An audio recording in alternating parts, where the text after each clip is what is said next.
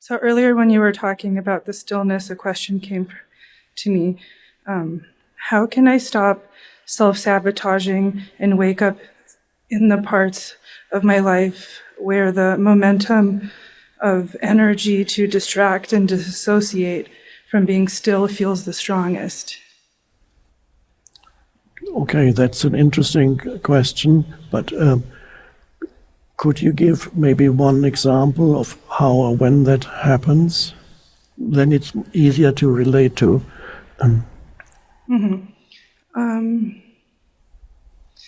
Like yesterday when you told us not to engage in our phones and stuff like that, I went back to my Airbnb and noticed very strong impulses to turn on a show while I had dinner or whatever. And I was watching myself, like the energy to do that was so strong. And I did it. And then, yeah, I did it. And then this morning, I was watching that same impulse, and it's like so strong. And I just told myself, okay, like, just don't do it for 2 minutes. And there's many things. That's just one example. But, yeah, like, how do you... It doesn't feel like willpower is enough, like that momentum. I think it's from the pain body. There's something that is too strong, probably past trauma I don't want to feel, or it's whatever. Right. Yeah. What do I do with that? Right, interesting. So it's like there's certain actions take place, you do things, you know they're not the optimal things to do, but you can't help it. It's something acts through you. There seems to be some power there that makes you do things that you know are not right or not good for you, and yet you can't stop it. That seems to be the case. And that, of course, is often the case with people who are with you. It might be many different areas of your life, but this is also the case with addictions. For example, people who are addicted to a certain substance, or who are addicted to eating too much or drinking. There's something that overpowers them in you that seems to obscure the awareness, or the awareness is pushed to the side, and this powerful thing does it anyway.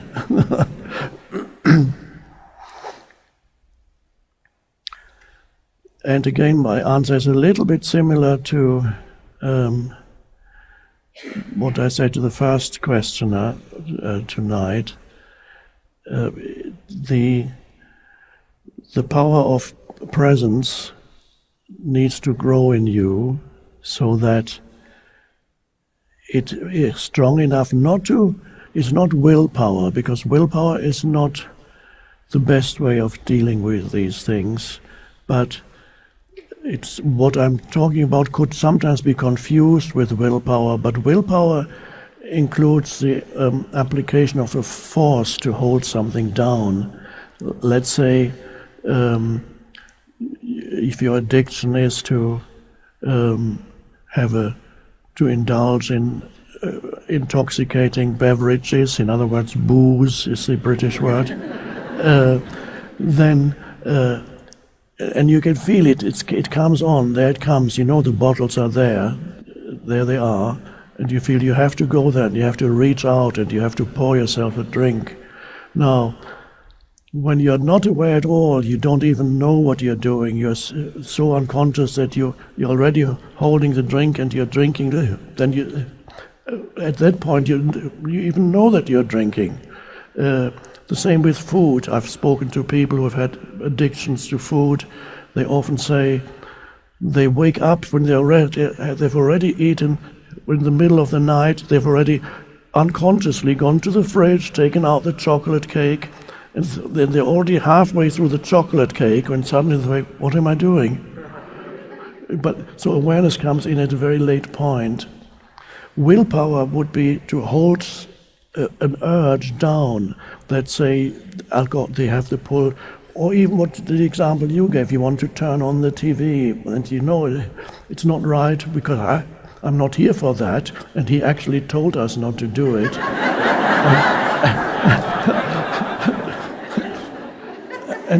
But I can't help it. I have to go. I can't. No, willpower. You would say, I'm going to hold this down. I'm not going to do it.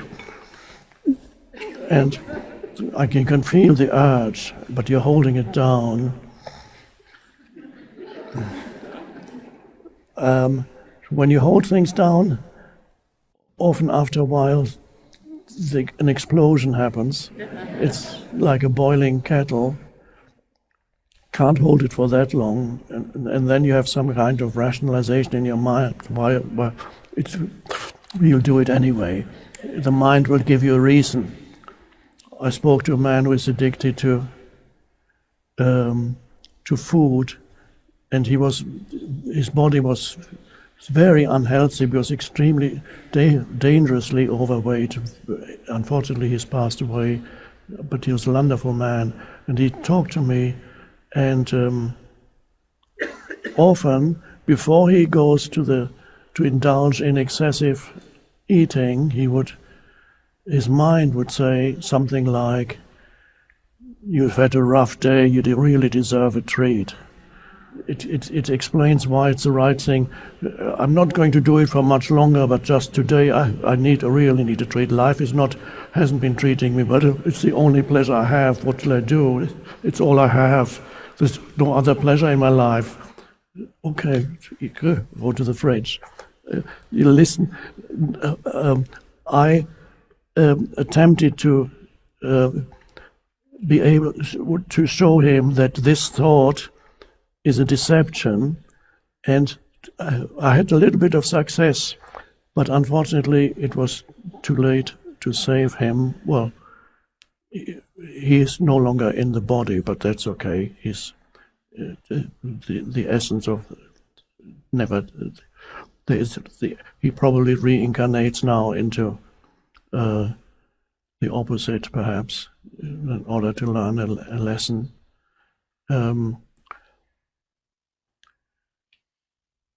Again, what I said to the first questioner, to practice presence power when you're not particularly tempted by anything and you're just in your room, there's no particular temptation. Go into the body, feel the inner body, be aware, be present. When you sense perception, I recommended that practice. Sense perception, feel the presence pervading every cell in your body, the inner body awareness, and so that there is enough presence for when this impulse comes, you use it as, don't say go away or something like that, because it won't go away, it'll do it anyway. The impulse comes, whatever it may be, and you observe, you realize it's not a good thing that it wants you to do, and if there's enough awareness, use it as every time an impulse of that kind comes, this is your special spiritual practice. So instead of wanting to get rid of it, welcome when an impulse of that kind comes, and see that this is a spiritual practice specially designed for you. Of course, it is. And so how do you transform this into spiritual practice? First, you realize this is an opportunity for practicing. And the first thing you could do is you practice delaying, obeying the impulse, not obeying it immediately, but delaying it. So, and you observe then, let's say when you wanted to go to the TV and turn the thing on, or you feel the impulse, or say, okay, here's my next spiritual practice. I'm now going to delay the turning on of this show on TV for 3 minutes. And during those 3 minutes, you observe the impulse in you. You observe it's an energy form, and you observe it. Oh, there you are. There you are. And you feel it. It's like a little gremlin or something.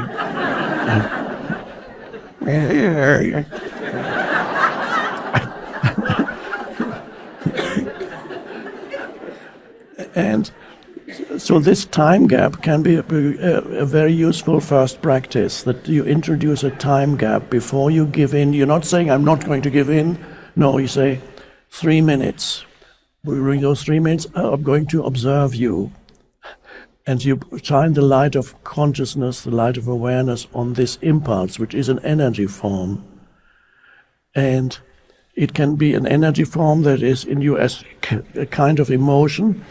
It can also dangerously invade your mind and make you, the explanation I gave just now with this friend of mine, the thought comes into your head that explains why you should give in to this impulse that can happen easily. And there too, you need to be present enough, sufficiently aware, so that you do not believe in every thought, especially those kinds of thoughts.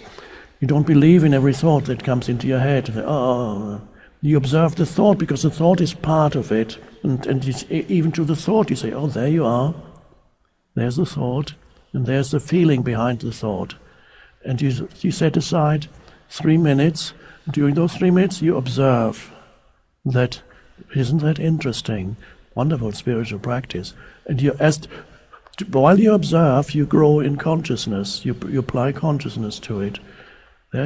Only 3 minutes, 3 minutes. And then after the 3 minutes, see how you feel. It may have dissolved, but probably not yet. It's still there.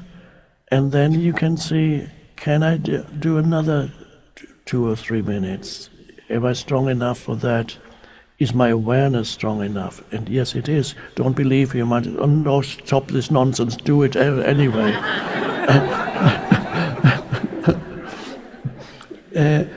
And then you achieve 5 or 6 minutes of, and then what happens after that we don't know. It is possible that the impulse has receded, gone back to a dormant state, and you don't have to do it. It's also possible that the impulse is still there, and you cannot, after 5 minutes, there's not enough awareness left, and you have to go and do it.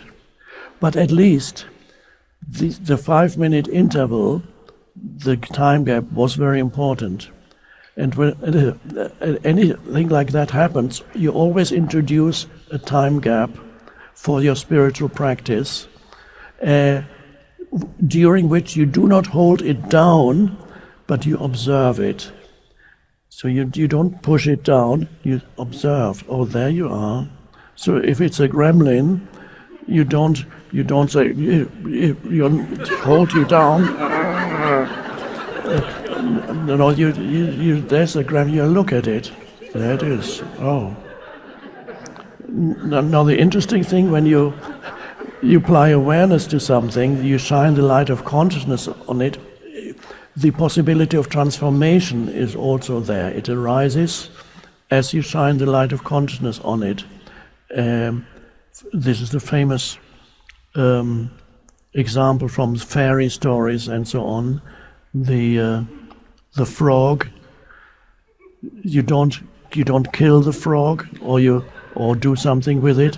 You kiss the frog, and the moment you kiss the frog, it turns into the prince. And so the frog stands for, this is like mythology.